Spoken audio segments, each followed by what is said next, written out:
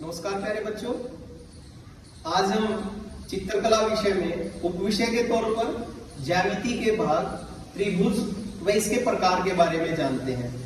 त्रिभुज, जैसा कि आप सभी को नाम से भी प्रतीत हो रहा है, त्रिभुज तीन भुजाओं वाली आकृति।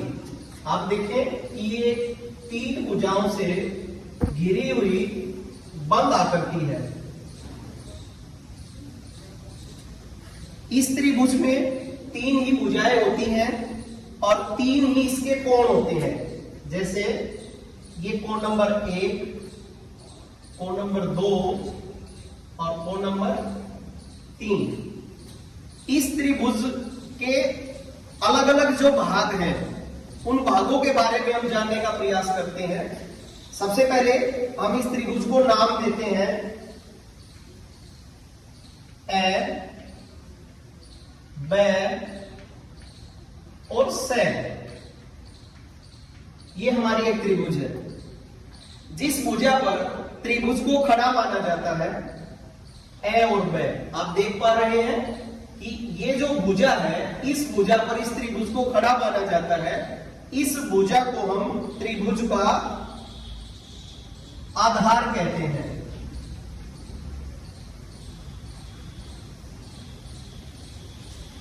अर्थात ए ब स जो त्रिभुज है, उस त्रिभुज में हमारा जो ए ब है वो आधार है।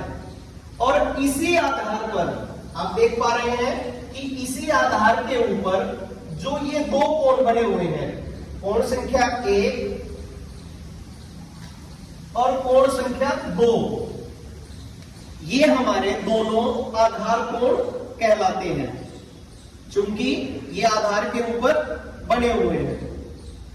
अब इस आधार को छोड़कर अन्य जो दो भुजाएं हैं, ये वाली भुजा और ये वाली भुजा, ये जो दोनों भुजाएं हैं, ये दोनों भुजाएं जिस भी बिंदु पर मिलती हैं, कहां मिलती हैं? स बिंदु पर। तो इस स बिंदु को हम क्या कहेंगे? शीर्ष बिंदु। ये क्या है? इस त्रिभुज का शीर्ष बिंदु। और इस शीर्ष बिंदु पर जो स शीर्ष बिंदु है, इस शीर्ष बिंदु स पर जो ये कोण बना हुआ है, वो कोण संख्या 3 है। इसको हम कहेंगे शीर्ष कोण। ये है हमारा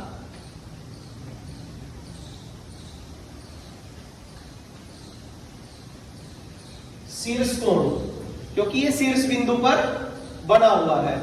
और ये हमारे जो दोनों थे वो है आधार कोण।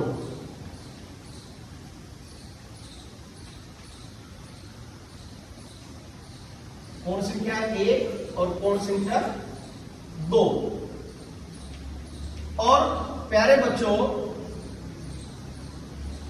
जैसा कि आप सभी को पता भी है कि त्रिभुज के तीनों कोणों का योग दो समकोण अर्थात 180 अंश के बराबर होता है।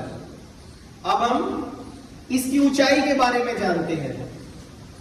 त्रिभुज के शीर्ष बिंदु से, ये हमारा शीर्ष बिंदु है, इस शीर्ष बिंदु से इस आधार पर अगर हम लंब डाल दें, लंब का क्या अर्थ है कि इस स बिंदु से, जो शीर्ष बिंदु था, इस स बिंदु से इस ए ब आधार के ऊपर ये लंब है, यहां भी समकोण है, यहां भी समकोण है। तो ये जो लंब है, यहां से लेकर यहां तक, ये जो बिंदु आया, इस बिंदु का नाम है द। स द, ये इस त्रिभुज की ऊंचाई है। शीर्ष बिंदु से आधार पर गिराए गए लंब को त्रिभुज की ऊंचाई कहते हैं। और इसके बाद हम बात करते हैं उसके परिमाप के बारे में। त्रिभुज की तीनों ही भुजाओं के योग, ये भुजा, ये भुजा और ये भुजा, अगर हम उदाहरण के तौर पर देखें, ये हमारी एक त्रिभुज है ABC, और BC हमारी है 4 सेंटीमीटर, और AC हमारी है 5 सेंटीमीटर, और ए बी हमारी है 7 सेंटीमीटर। तो इस त्रिभुज का अगर परिमाप ज्ञात करना है तो इन तीनों भुजाओं का योग करना है। तीनों भुजाओं का जो माप है उसका योग करना है। जैसे 7 और 5 12 और 4 16 सेंटीमीटर। ये क्या है इस त्रिभुज का परिमाप। अब हम बात करते हैं त्रिभुज को मुख्यतः 2 भागों में बांटा गया है और दोनों ही भागों में त्रिभुज के अलग अलग प्रकार हैं। जैसे नंबर 1 की अगर हम बात करें तो ये है भुजाओं के आधार पर त्रिभुज।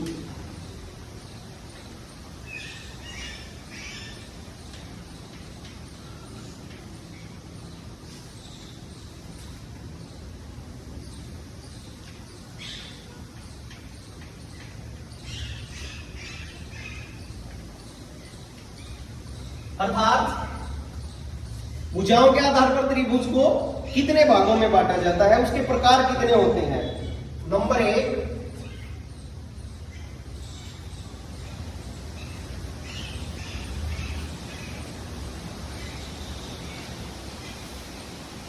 समबाहु त्रिभुज।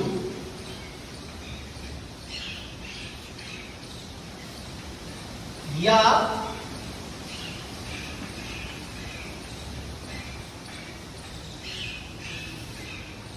समत्रिबाहु त्रिभुज भी इसका नाम है।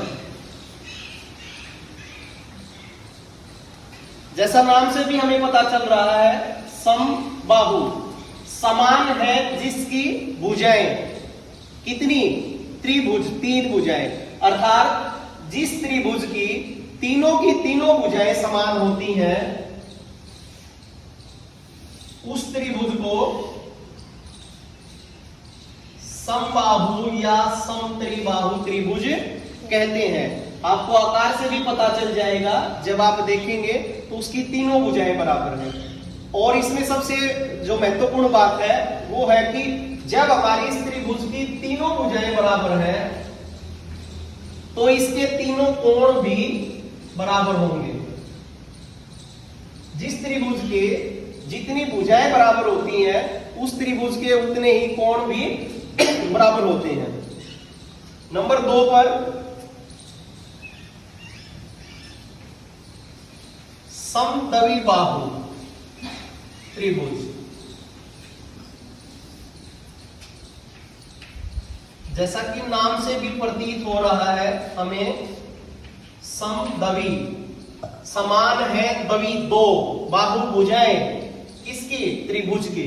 अर्थात जिस त्रिभुज की 3 में से कोई भी 2 भुजाएं बराबर होती हैं उस त्रिभुज को हम समद्विबाहु त्रिभुज कहते हैं। जैसा अभी हम आकृति से देखेंगे, ये हमारी त्रिभुज है ABC। इस त्रिभुज में AB भुजा बराबर है AC के, ऊपर वाली दोनों भुजाएं हमारी बराबर हैं, तो इस त्रिभुज को हम क्या कहेंगे, समद्विबाहु त्रिभुज। अब इस त्रिभुज की 2 भुजाएं बराबर हैं तो इस त्रिभुज के 2 कोण भी बराबर होंगे और वो कोण है कोण B, कोण C। और नंबर 3 है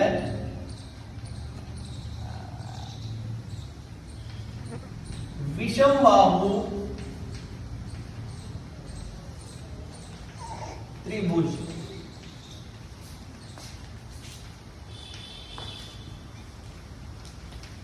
इसमें भी हमें नाम से ही पता चल रहा है, विषम समान नहीं है बाहु भुजाएं त्रिभुज। जिस त्रिभुज की कोई भी भुजा किसी दूसरी भुजा के बराबर नहीं है, अर्थात तीनों भुजाएं बड़ी छोटी है, भिन्न भिन्न है।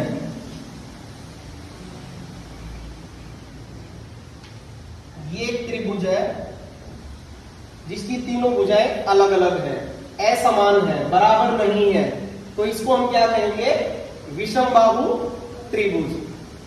तो प्यारे बच्चों, भुजाओं के आधार पर त्रिभुज 3 प्रकार की होती हैं। नंबर 1 समबाहु त्रिभुज, नंबर 2 समद्वि बाहु त्रिभुज और नंबर 3 विषम बाहु त्रिभुज। अब हम बात करते हैं कोणों के आधार पर त्रिभुज के प्रकार।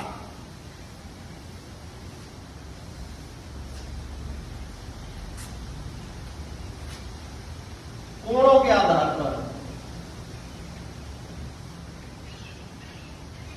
कोणों के आधार पर भी त्रिभुज के 3 प्रकार होते हैं। नंबर 1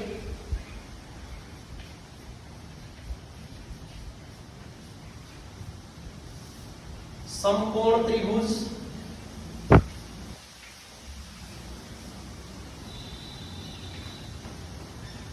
जिस त्रिभुज में एक कोण समकोण तथा 2 कोण न्यून कोण हो, उन्हें हम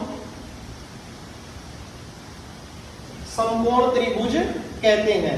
जैसा आप आकृति में देख पा रहे हैं, त्रिभुज ABC, इस त्रिभुज में कोण B जो है वो समकोण है, 90 अंश का है, तो हम इस त्रिभुज को क्या कहेंगे?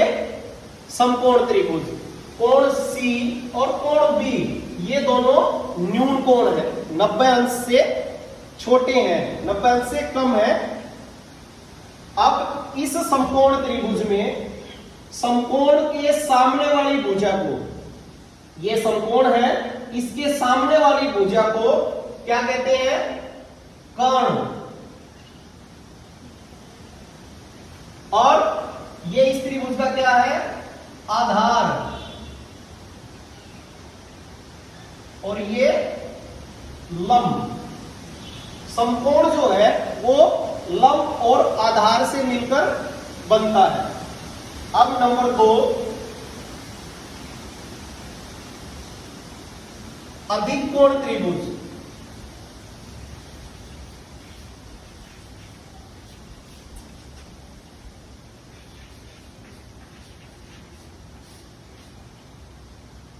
अधिक कोण त्रिभुज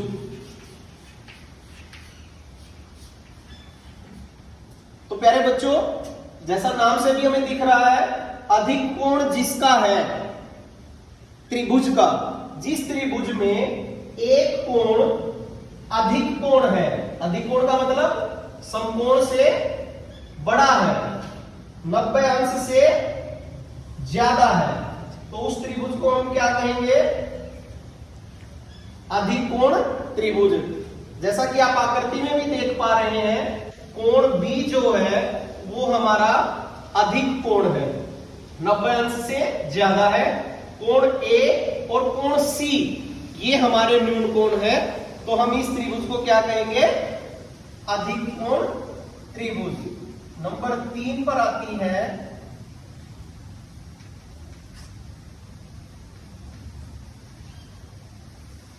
न्यून कोण त्रिभुज। जिस त्रिभुज के तीनों ही कोण, तीनों के तीनों जो कोण है वो न्यून कोण हो, उस त्रिभुज को हम क्या कहेंगे? न्यून कोण त्रिभुज। जैसा आकृति से भी आप देख पा रहे हैं, अर्थात ये वाला कोण भी, ये वाला कोण भी और ये वाला कोण भी, तीनों के तीनों जो कोण है वो न्यून कोण है, 90 अंश से कम है। जैसे अगर हम एग्जांपल के तौर पर देखें, ये हमारा 50 डिग्री का कोण है और दूसरा जो कोण है वो हमारा 70 डिग्री का है और तीसरा जो कोण है वो हमारा 60 अंश का है।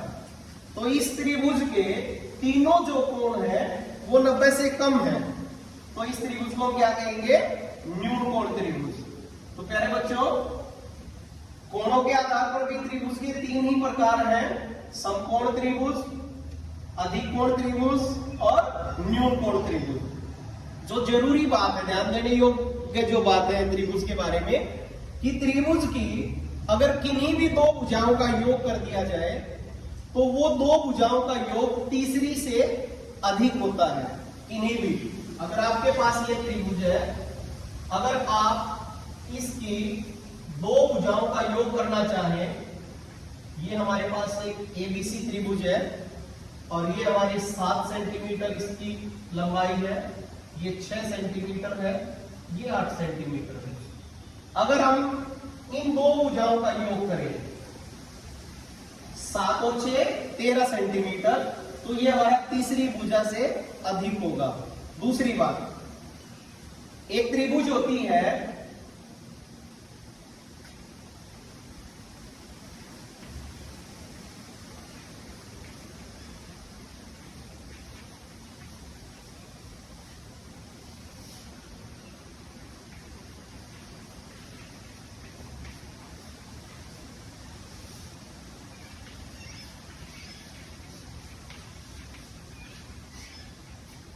अगर ये हमारी एक त्रिभुज का नाम है समकोण समद्वि बाहु त्रिभुज, अर्थात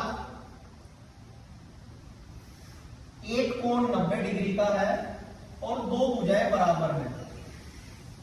ये 90 डिग्री का कोण है, तो ये भुजा और ये भुजा दोनों बराबर है। अर्थात जब ये दोनों भुजाएं बराबर है तो इस भुजा के सामने वाला कोण ये, इस भुजा के सामने वाला कोण ये था, लेकिन ये दोनों कोण बराबर नहीं है। अब हम कैसे ज्ञात करें कि इस त्रिभुज के दोनों कोण बराबर है या नहीं है? इस भुजा के सामने ये कोण है, ये समकोण है, अर्थात हमारी ये दोनों भुजाएं बराबर है। इस भुजा के सामने ये कोण, इस भुजा के सामने ये कोण, तो ये दोनों कोण कितने डिग्री के हैं? 45 और 45 डिग्री। अर्थात समकोण समद्वि बाहु त्रिभुज में आधार और लंब बराबर है, इसलिए इसके दो जो कोण है वो 45 अंश के हैं और एक 90 अंश का कोण है। तो प्यारे बच्चों, ये हमारा आज का जो पाठ है वो त्रिभुज है, वह उसके प्रकार है कि हम त्रिभुज के अलग अलग जो भाग है, त्रिभुज के बारे में, उसमें लंब क्या है, उसकी ऊंचाई क्या है और उसका आधार कोण क्या है, उसकी मध्यिका क्या है। एक हमारा जो विषय है वो मध्यिका है, वो भी जानना जरूरी है।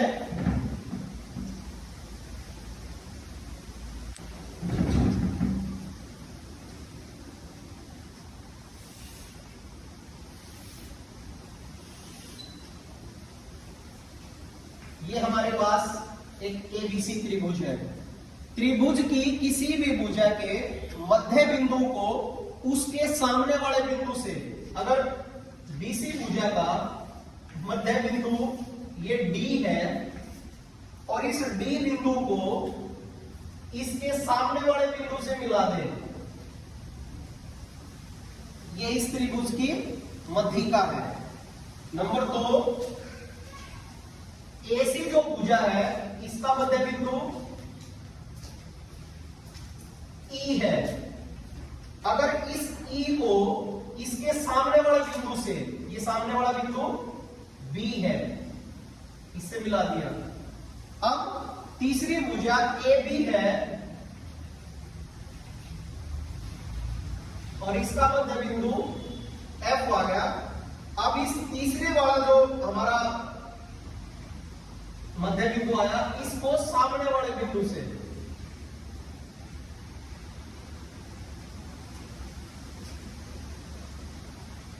एडी बीई सी एफ, तीनों जो मध्यिकाएं हैं वो एक ही बिंदु से होकर गुजरती है और उस बिंदु का नाम है ओ। अर्थात हम कह सकते हैं कि त्रिभुज की तीनों मध्यिकाएं एक ही बिंदु से होकर गुजरती हैं। तो प्यारे बच्चों, आज आपने त्रिभुज के बारे में जाना। अगर हमारे पास ये एक एबीसी त्रिभुज है और ये एक समद्वि बाहु त्रिभुज है, और समद्वि बाहु त्रिभुज में हमारे को एक कोण का पता है, ये हमारा कोण है 80 अंश। ए बी सी एक समद्वि बाहु त्रिभुज है जिसमें शीर्ष कोण 80 अंश का है।